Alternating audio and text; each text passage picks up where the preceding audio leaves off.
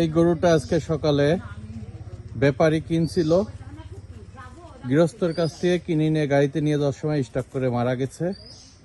গরুটা কিনছিল 1,35,000 টাকা দিয়ে। এখন গাড়িতে ওঠার কিছুক্ষণ পরেই মারা গেছে। গৃহস্থর নাম যেন কি? মুজা মোল্লা, মুজা মন্ডলের বাড়ি থেকে, মুজা মন্ডলের কাছ থেকে গরুটা কিনছিল, দৌকলার উল্লাস। এখন এই গরুটা সম্পূর্ণই গৃহস্থ এবং ব্যবসায়ীর জরিমানার মধ্যে চলে যাচ্ছে। গরুটা কিছুটা অসুস্থ ছিল, সেটা জেনে শুনেই কিনেছিল, কিন্তু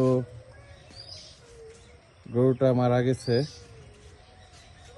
এখন এই ব্যবসায়ী এবং এই গৃহস্থর মধ্যে কথা কাটাকাটি চলছে, এই জরিমানা কে নেবে।